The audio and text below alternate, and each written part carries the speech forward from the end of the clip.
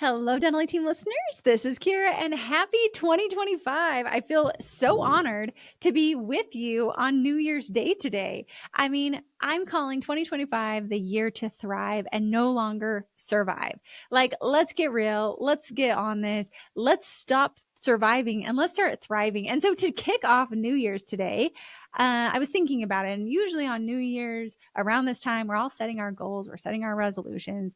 And I actually want to give you a different spin. Are you open for it? Like, let's start 2025 on a different note. And that is maybe instead of setting resolutions, let's set identity changes this year. Resolutions are fighting. Let's change that verbiage and change how we think about that. I'm so excited. I love this podcast. I love all of you. And I was thinking about resolutions, and resolutions are like, I want to lose weight, or I want to be this leader, or I want my practice to be there. And I think resolutions are different than goals, and changing an identity is actually the fastest way to do it.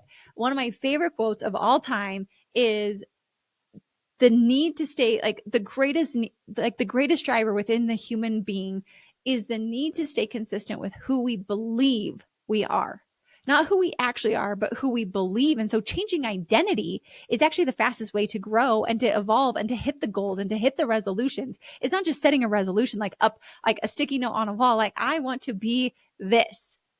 Okay, great. But if we don't believe we are, so there was an example, and they said, I don't know if I can stop smoking. I've been a smoker. I am a smoker. I'm going to try really hard. Well, in their mind, they're still a smoker. So trying to put it up there, if I'm going to stop smoking, is actually fighting against who they believe they are. And that's a fight rather than a flow, versus saying, I'm not a smoker. I'm an identity. I don't smoke. I'm not a smoker. For me, I've never smoked in my life. I'm not a smoker. That wouldn't even be a thing. But I take it on of, I'm not a smoker. And so oftentimes, I love the book by James Clear, Atomic Habits. There were things I liked about it, things I didn't like about it. The overall piece that I really, really loved, though, was when he talks about sometimes getting to these resolutions means we need to start thinking as that person. So if maybe today I don't feel like I'm not a smoker, and I'm trying to get there, it would be like, what does a person who doesn't smoke do? And we start to act like them. And I have a really great example of my mom. My mom, she went and met with her doctor, and her doctor said, you've got to start having more exercise in your life. You're not getting enough steps. You're not having any of these things, and you need to start hitting 10,000 steps a day. Well, my mom, I was watching her, and I started doing it. I had I enjoy a good challenge. And so when we were in Tokyo, I got several days in a row of hitting over 10,000 steps, and there was a badge of hitting 30 days in a row. And so I was like, sweet, I'm going to hit 30 days. I'm going to hit 10,000 steps. We're just going to do it. And my mom was doing it of the doctor told her she needed to do this. And it was really interesting. I remember meeting up with my mom one day, and she's like, Kiera, how are your steps? And I was like, great. I've got this. I did this earlier today. I set up my schedule. I went for my walk or whatever it was. And mom was like, well, maybe I'll get it tonight. Maybe I won't. And in that moment, I thought, my mom has this as just a hope and a wish rather than an identity. And not to say I was better than her. It was just, for me, I had already decided, this is what I do. This is who I am. And I'm going to hit this. Period. I don't care what I've got to do. If I've got to walk at midnight, I'll do that. In airports, I'm rolling my suitcase up and down and walking, just because it was something I was committed to. And I remember my mom and I were talking, and I said, Mom, I pulled James Clear into the equation. And I said, Mom, what would a healthy person do that would hit their steps every day? And I said, maybe just consider that. And so my mom started actually asking herself the question. She's like, well, what would a healthy person do? They would start taking a walk on their lunch break. And I was so proud of my mom. My mom started taking walks on her lunch break. And then my mom said, a healthy person would get up in the morning and they'd go for a walk before they'd go to work. So my mom started getting up and going for a walk at work or before work. And then my mom, it was interesting. I was listening to her, and she's like, I've already been prepping. It's going to be winter time, and it's going to be rainy and snowy. And she's like, I don't like the cold. And so she's like, what would a healthy person do with that? They would go walk at the mall, and they would plan their schedule to be able to go do that. And I was so proud of my mom, because she went from someone who was like, maybe I'll get this, AKA setting a resolution, to this is who I am. This is my identity. I am this healthy person, but she had to get there by thinking of herself as this other person. What would this person do? And so when we're looking at our businesses and we're looking at our goals and we're looking at the things we want to do, what would a doctor who produces $3 million a year do? What would a CEO who owns a $3 million business, what would they do? What would an office manager who runs a $2.5 million practice, what would they do? How would they start their day? What things would they actually work on? What things would they delegate? What things would they not do?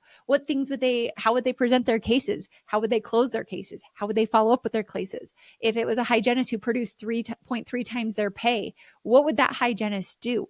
They would be looking at their schedule every single day. They would be checking for comp exams and for x-rays when their x-rays are due. They would be looking for fluoride and adjunct services, sealants. They would be tracking their metrics. They would be tracking their numbers. They would be adding these things to their patient schedules because they're obsessed about their patients and want their patients to thrive. What would a dental assistant do that could add same-day treatment every single day? They'd be prepping their schedule. They would be talking to the treatment coordinators of how do we talk to the patients about this? They would be figuring it out. They would be looking at their schedule all the time. They'd be talking to the patients. They'd be helping the patients realize this is better for them and they don't have to come back for multiple visits. What would a biller do that has 98% collections? And they don't spend all day doing it. They would be prioritizing their time. They'd be doing their insurance verification in batches. They would be calling patients instead of sending statements. They'd be proactive with that. They'd be collecting balances when the patients are in the chair. They'd be working their 90, 60, 30 days. They would be having set aside time. They would have a schedule set up to where they actually followed through on this.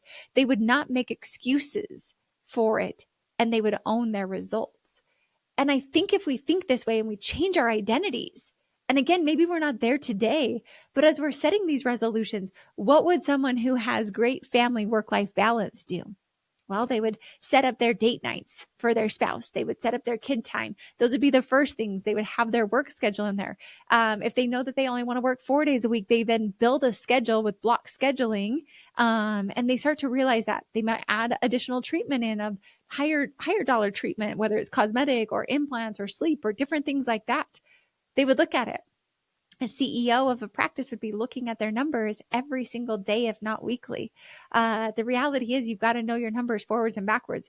They would love numbers and obsess about numbers. They would love to solve puzzles and crack codes. They would make sure that they empower their team to make decisions and that they're focusing on the top pieces. They would hold their team accountable. They would have agreements. They would make sure that this team is actually operating at the highest level. And if they don't know how to do it, they would hire people to help train their team to do it. A doctor who's producing 3 million, they're confident with their presentations.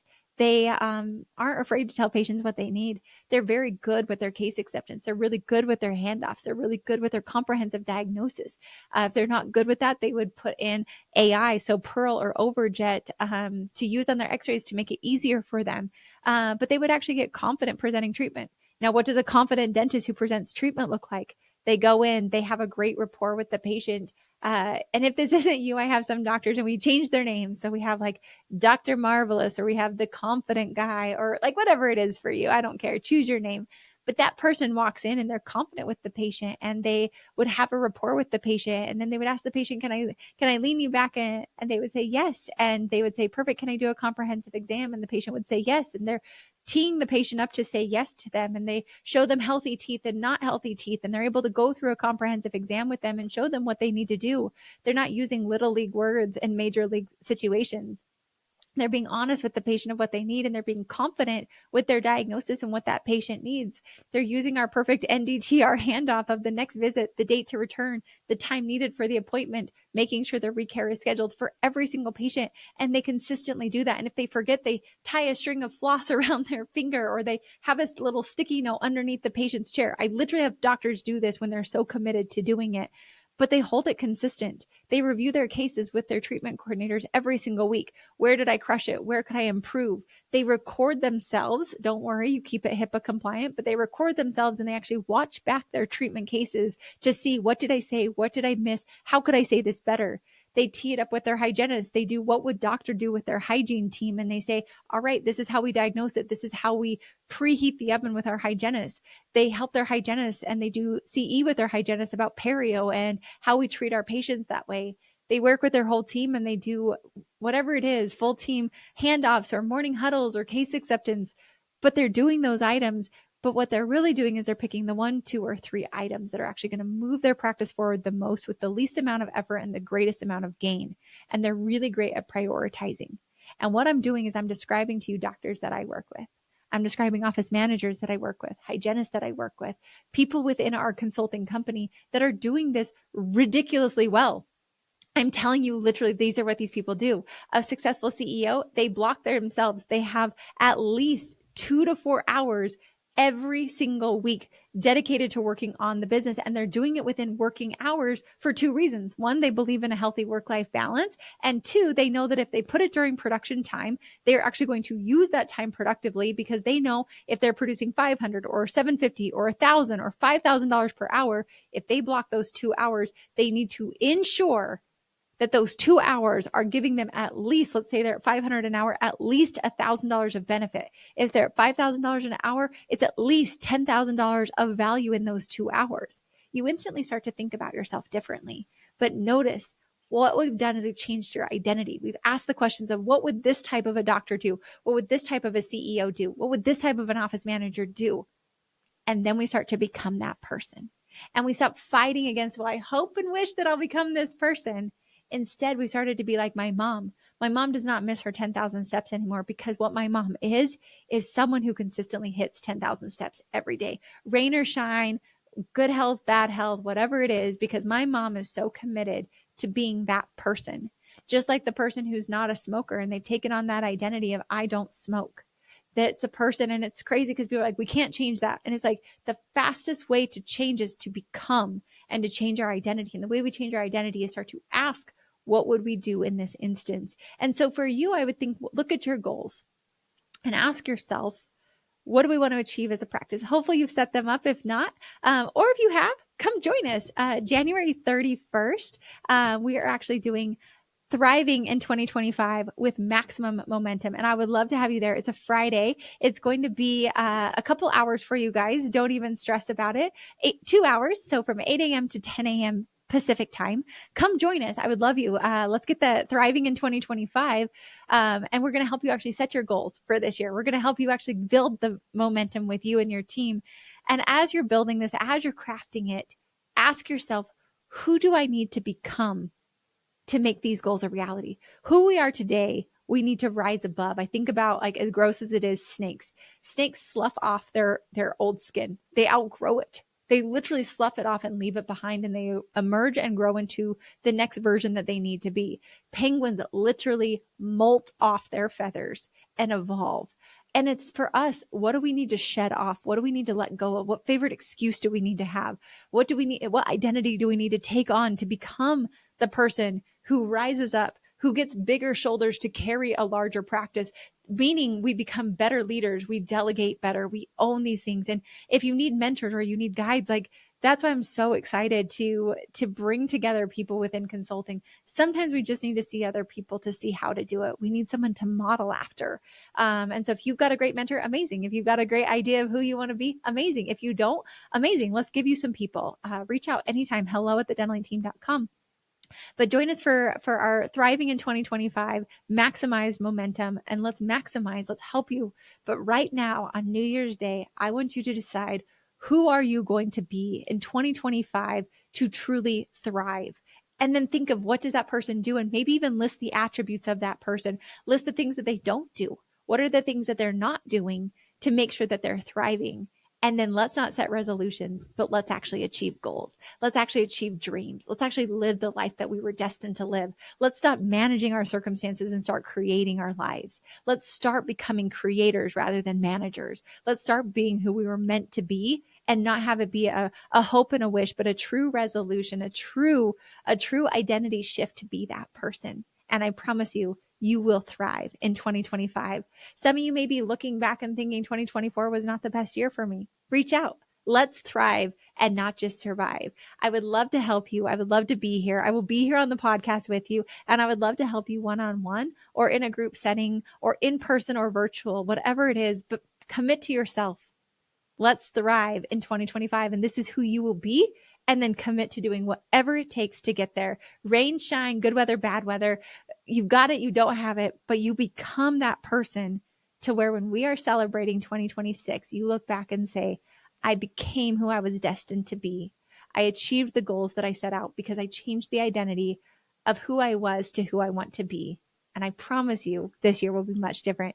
Cheers to 2025. I'm committing to thriving in 2025, and I hope you're along with me. If you are, send me an email, hello@thedentalineteam.com. Kiera, I am thriving in 2025. You can even send me who you're going to be, your attributes. I will be your accountability buddy for you. But when we write it, we commit. When we think about it, it's a wish. When we write it, it's possible. And when we schedule it, it becomes real.